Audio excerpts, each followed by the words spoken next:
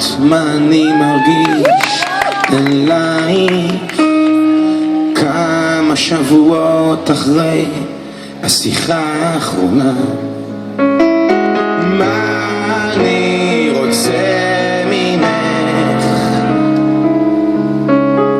אני מרגיש שאת עולה עליי, יפה וערומה בתיאטרון רוסי.